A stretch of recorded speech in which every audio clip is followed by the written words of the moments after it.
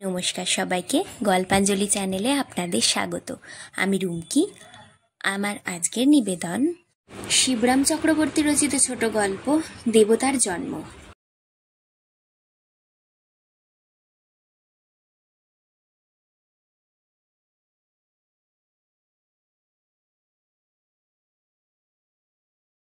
বাড়ি থেকে বেরুতে প্রায়ই হোঁচট খাই। প্রথম পদক্ষেপেই পাথরটা তার অস্তিত্বের কথা প্রবলভাবে স্মরণ করিয়ে দেয়। কদিন ধরেই ভাবছি কি করা যায়। সেদিন বাড়ি থেকে বেরুবার আমার তেমন কোনো তাড়া ছিল না। অন্তত ওইরূপ তীর বেগে অকস্মাৎ ধাবিত হব এমন অভিপ্রায় ছিল না আদৌ। কিন্তু পাথরটার সংঘর্ষ আমার গতিবেগকে সহসা এত দ্রুত করে দিল যে অন্যদিক থেকে মোটর আসছে দেখেও আত্মসম্বরণ করতে অক্ষম হলুম। কি ভাগ্যি ড্রাইভারটা ছিল হুঁশিয়ার, তাই রক্ষে। সেদিন থেকেই ভাবছি কি করা যায়। আমার জীবন পথের মাঝখানে সামান্য এক টুকরো পাথর যে এমন প্রতিদ্বন্দ্বী রূপে দেখা দেবে কোনোদিন এরূপ কল্পনা করিনি। তাছাড়া ক্রমশই এটা জীবন মরণের সমস্যা হয়ে উঠছে। কেননা ধাবমান মোটর চিরদিনই কিছু আমার পদস্খলনকে মার্জনার চোখে দেখবে এমন আশা আমি করতে পারি না। তাই ভাবছি একটা হেস্তনেস্ত হয়ে যাক, হয় ও থাকুক নয় আমি। ও থাকলে আমি বেশি দিন থাকবো কিনা সন্দেহ। তাই যখন আমার থাকাটাই অত্যন্ত আমার দিক থেকে বেশি বাঞ্ছনীয়, তখন একদা প্রাতঃকালে একটা কোদাল জোগাড় করে লেগে পড়তে হলো। একটা বড় গোছের নুড়ি, ওর সামান্য অংশই রাস্তার ওপর মাথা তুলেছিল। বহু পরিশ্রমের পর যখন ওটাকে সমূলে উৎখাত করতে পেরেছি, তখন মাথার ঘাম মুছে দেখি আমার চারিদিকে রীতিমতো জনতা। বেশ বুঝলাম এতক্ষণে এদেরই নীরব ও সরব সহানুভূতি আমার উদ্যমে উৎসাহ সঞ্চার করেছিল। তাদের সকলের দিকে সপ্রশ্ন দৃষ্টিতে তাকিয়ে জিজ্ঞাসা করলাম, আপনারা কেউ চান এই পাথরটা? জনতার মধ্যে একটা চাঞ্চল্য দেখা গেল, কিন্তু কারো উৎসুক আছে কিনা বোঝা গেল না। তাই আবার ঘোষণা করতে হলো, যদি কারো দরকার থাকে নিতে পারেন, অনায়াসেই নিতে পারেন। আমার শ্রম তাহলে সার্থক জ্ঞান করব এবং আমি খুশি হব। জনতার এক তরফ থেকে একজন এগিয়ে এসে জিজ্ঞেস করলে, এটা খুঁজছিলেন কেন? করে স্বপ্ন টপ্ন পেয়েছেন নাকি? আমি লোকটার দিকে একটু তাকালাম, তারপর ঘাড় নেড়ে বললাম, না না, যা ভাবছেন তা নয়। পাথরটাকে রাস্তার একটা নিরাপদ কোণে স্থাপিত করা গেল, কিন্তু আমার কথাই যেন ওর প্রত্যয় হলো না। কয়েকবার আপন মোড়ে মাথা নেড়ে সে আবার প্রশ্ন করল, সত্যি বলছেন আপনি? কোনো প্রত্যাদেশ? কিচ্ছু না।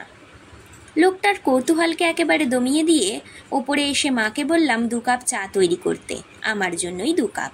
পাথরটার সঙ্গে ধস্তাধস্তিতে কাতর হয়ে পড়েছিলাম, প্রায় প্রস্তরীভূত হয়ে গেছিলাম বলতে কি। এরপর প্রায়ই বাড়ি থেকে বেরুতে এবং বেরিয়ে ফিরতে নুড়িটার সঙ্গে সাক্ষাৎ হয়। অনেক সময় হয় না, যখন অন্যমনস্ক থাকি।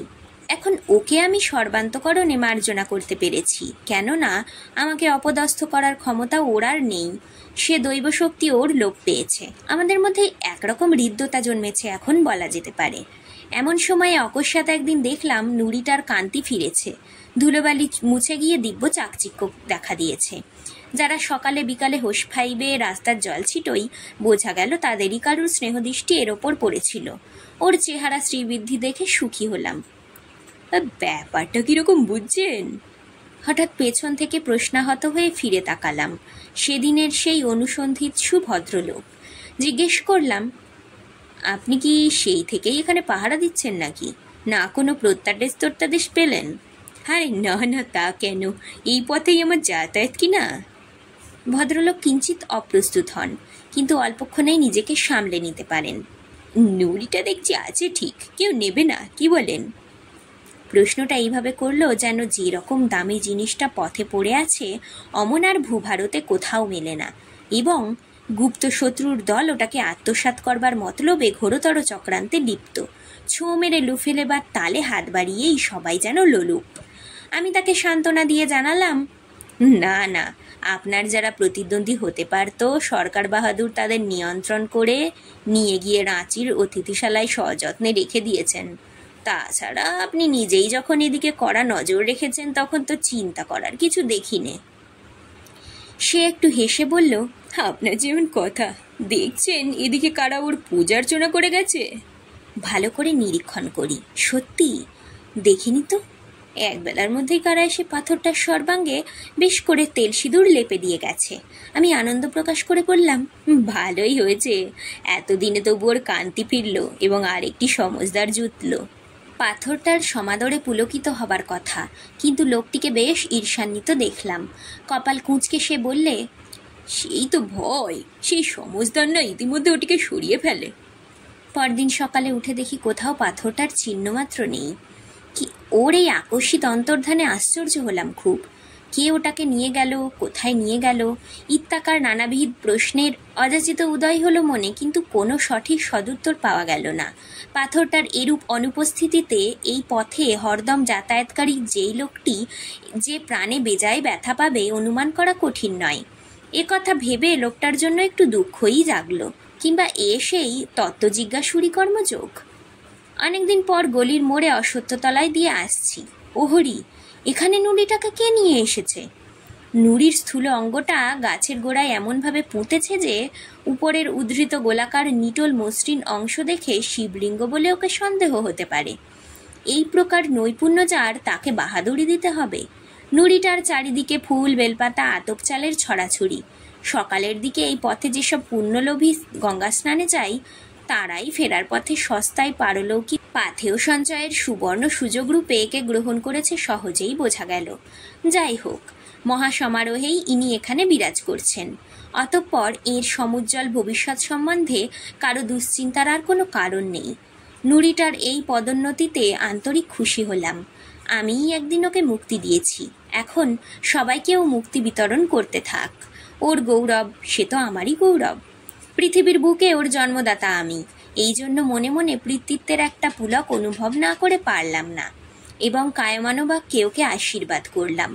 সেই লোকটাকে তার দেবতার সন্ধান দেব কি না মাঝে মাঝে ভাবছি।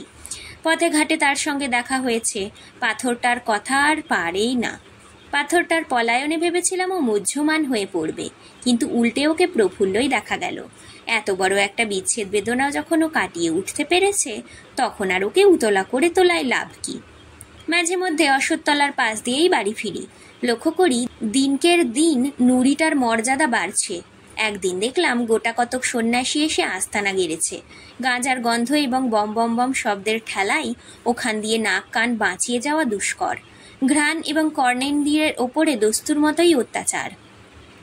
যখন সন্ন্যাসী জুটেছে, তখন ভক্ত জুটতে দেরি হবে না, এবং ভক্তির অতিসাহ্য অনতিবিলম্বেই ইট কাঠের মূর্তি ধরে মন্দির রূপে অভ্রবেদী হয়ে দেখা দেবে। দেবতা তখন বিশেষভাবে বনেদী হবেন, এবং সর্বসাধারণের কাছ থেকে তাঁর তরফে খাজনা আদায় করবার চিরস্থায়ী বন্দোবস্ত কায়েমি হয়ে দাঁড়াবে। এর কিছুদিন পরে একটা চিনির কলের ব্যাপারে কয়েক মাসের জন্য আমাকে চম্পারণ যেতে হলো। অশ্বত্থতলার পাশ দিয়ে গেলেও চলে। ভাবলাম যাবার আগে দেবতার অবস্থাটা দেখে যাই। যা অনুমান করেছিলাম তাই। সন্ন্যাসীর সমাগমে ভক্তের আগমন হয়েছে। খানিকক্ষণ দাঁড়িয়ে ওদের আলাপ আলোচনা অনুসরণে যা বুঝলাম তার মর্ম এই যে, ইনি হচ্ছেন ত্রিলোকেশ্বর শিব, সাক্ষাৎ স্বয়ম্ভূ, একেবারে পাতাল ফুঁড়ে ফেঁপে উঠেছেন, এর তল নেই। অতএব এর উপযুক্ত সম্বর্ধনা করতে হলে এখানে একটা মন্দির খাড়া না করলে চলে না। একবার বাসনা হলো ত্রিলোকেশ্বর শিবের নিস্তলতার ইতিহাস সবাইকে ডেকে বলে দিই, কিন্তু জীবন বীমা করা ছিল না, এবং ভক্তি কতটা ভয়াবহ হতে পারে জানতাম। আর তাছাড়া ট্রেনের বিলম্বও বেশি নেই, ইত্যাদি বিবেচনা করে নিরস্ত হলাম। সেই লোকটাকে খবর না দিয়ে দেখলাম ভালোই করেছি, কেননা যতদূর ধারণা হয় নুড়িটাকে নিয়ে গিয়ে প্রতিষ্ঠা করাই তার অভিরুচি ছিল।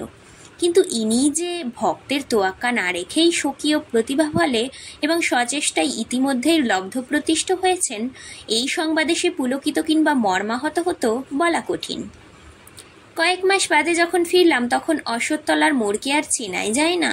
ছোটখাটো একটা মন্দির উঠেছে, শঙ্খ ঘণ্টার আর্তনাদে কান পাতা দায়, এবং ভক্তের ভিড় ঠেলে চলা দুরূহ। কিন্তু সে কথা বলছি না। সবচেয়ে বিস্মিত হলাম সেই সঙ্গে আরেকজনের আবির্ভাবে। কেবল আবির্ভাব নয়, কলেবার পরিবর্তন পর্যন্ত দেখে। মন্দিরের চত্বরে সেই লোকটা, প্রথমত সেই আদি ও অকৃত্রিম উপাসক, গেরুয়া তিলক এবং রুদ্রাক্ষের চাপে তাকে আর চেনাই যায় না এখন। এ কি ব্যাপার? আমি গায়ে পড়ে প্রশ্ন করলাম একদিন।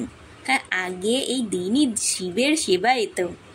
লোকটি বিনীতভাবে জবাব দেয়, তা তো দেখতেই পাচ্ছি, দিব্যি বিনা পুঁজির ব্যবসা ফাঁদা হয়েছে। এই জন্যই বুঝি পাথরটার ওপর অত করে নজর রাখা হয়েছিল? শিলাখণ্ডের প্রতি ওর প্রীতিশীলতা যে অহেতুক এবং একেবারেই নিঃস্বার্থ ছিল না, এইটা জেনেই বোধ করি অকস্মাৎ ওর ওপর দারুণ রাগ হয়ে যায়, ভারী রূঢ় হয়ে পড়ি। কানে আঙুল দিয়ে সে বলল, অমন বলবেন না, পাথর কি মশাই, শ্রী বিষ্ণু, সাক্ষাৎ দেবতা যে, ত্রিলোকেশ্বর শিব। উদ্দেশ্যে সে নমস্কার জানায়। আমি হেসে ফেললাম। ওর তল নেই না? এবার সে একটু কুণ্ঠিত হয়। ওরাই তো বলে। তুমি নিজে কি বলো? ওরা তো বলে নিচে যতই কেন খুঁড়ে যাও না, টিউবকলের মতো ওই শিবলিঙ্গ বরাবর নেমে গেছে। কিন্তু তোমার কি মনে হয়? কি জানি, তাই হবে হয়তো। কতদূর শিকড় নেবেছে খুঁড়ে দেখোই না একদিন। জিভ কেটে লোকটা বলল, ও সব কথা কেন, ওতে অপরাধ হয়।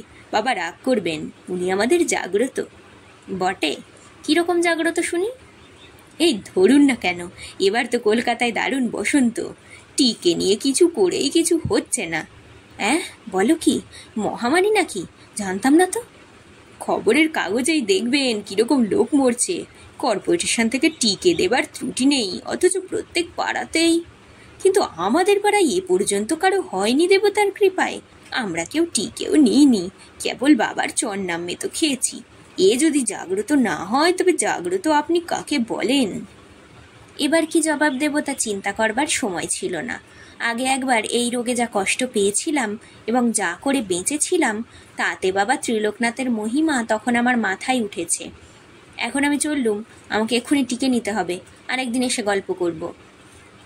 বলে আর মুহূর্ত মাত্র বিলম্ব না করে মেডিকেল কলেজের উদ্দেশ্যে ধাবিত হলাম। পথে এক বন্ধুর সঙ্গে দেখা। দাঁড় করিয়ে সে বললে, আরে কোথায় চলেছ এমন হন্যে হয়ে? টিকে নিতে? টিকে নিয়ে তো ছাই হচ্ছে, টিকে কিছু হয় না। তুমি বরং ভেরোনিলিয়াম 201 ডোজ খাওগে কিং কোম্পানির থেকে, যদি টিকে থাকতে চাও।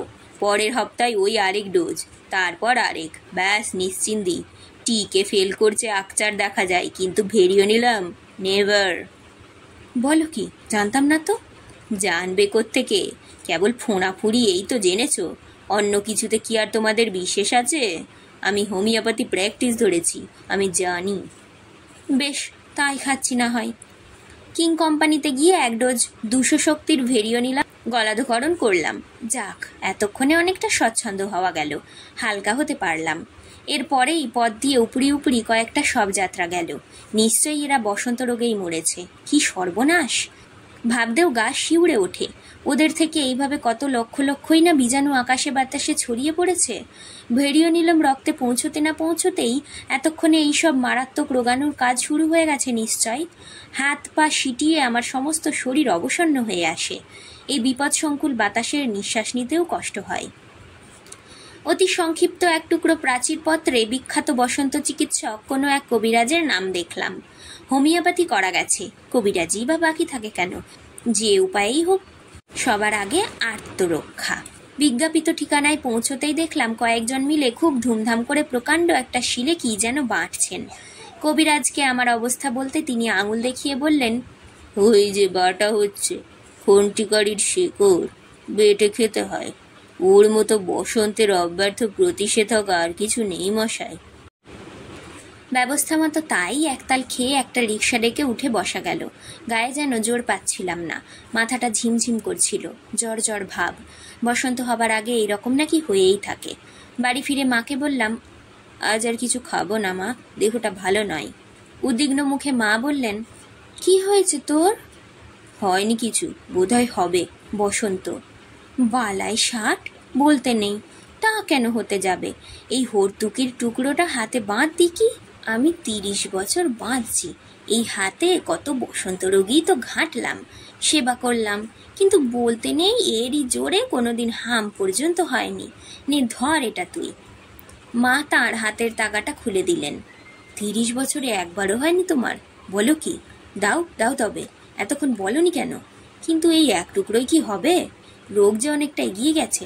আমাকে আস্ত একটা হর্তুকি দাও, যদি তাতে আটকাই। হর্তুকি তো বাঁধলুম, কিন্তু বিকালের দিকে শরীরটা বেশ ম্যাজম্যাজ করতে লাগলো। নিজেকে রীতিমতো জর্জরিত মনে হলো। আয়না নিয়ে ভালো করে পর্যবেক্ষণ করলাম। মুখেও যেন দু একটা ফুসকুড়ির মতো দেখা দিয়েছে। নিশ্চয়ই বসন্ত, তবে আর বাঁচন নেই। মাকে ডেকে দেখালাম। মা বললেন, মার অনুগ্রহ নয়, ব্রণ। ব্রণ নয়, নিতান্তই মার অনুগ্রহ। অলক্ষণে কথা মুখে আনিসনি। ও কিছু না, সমস্ত দিন ঘরে বসে আছিস, একটু বাইরে থেকে বেরিয়ে আইগে। এরকম দারুণ ভাবনা মাথায় নিয়ে কি বেড়াতে ভালো লাগে? লোকটা বলছিল ওরা সবাই চরণামৃত খেয়ে নিরাপদ রয়েছে, আমিও তাই খাবো নাকি? হয়তোবা চরণামৃতের বীজাণু ধ্বংসকারী কোনো ক্ষমতা আছে, নেই যে তাকে বলতে পারে। হ্যাঁ, ওর যেমন কথা, ওটা স্রেফ অ্যাক্সিডেন্ট। কলকাতায় সব বাড়িতেই কিছু আর অসুখ হচ্ছে না। তাছাড়া মনের জোরে রোগ প্রতিরোধের শক্তি জন্মায়। মারিরও যেখানে মার, সেই মনের জোরই ওদের পক্ষে একটা মস্ত সহায়। কিন্তু ওই যৎসামান্য পাথরটাকে দেবতা জ্ঞান করার মতো বিশ্বাসের জোর আমি পাবো কোথায়?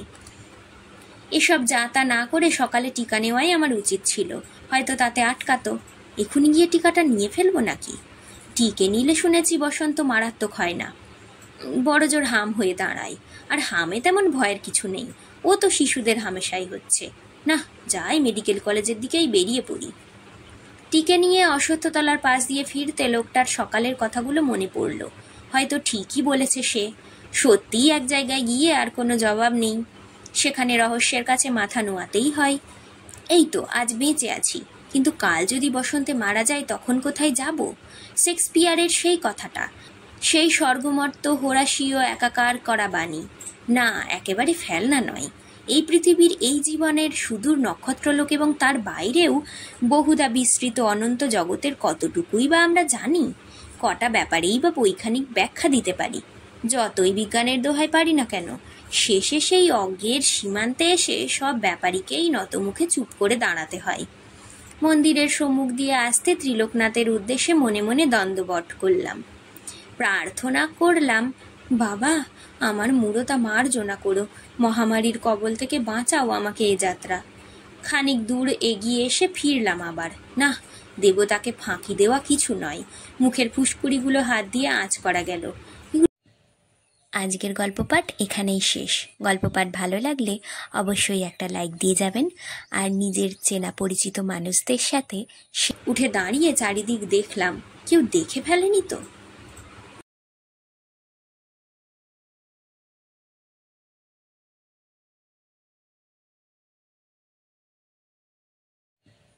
আজকের গল্প পাঠ এখানেই শেষ। গল্প পাঠ ভালো লাগলে অবশ্যই একটা লাইক দিয়ে যাবেন। আর নিজের চেনা পরিচিত মানুষদের সাথে শেয়ার করে দেবেন। আর আজ যারা নতুন আমার চ্যানেলে, অবশ্যই সাবস্ক্রাইব করবেন। আপনার একটি সাবস্ক্রিপশন আমাকে আরও অনেক নতুন গল্প পড়তে অনুপ্রেরণা যোগাবে। ধন্যবাদ, ভালো থাকবেন সবাই।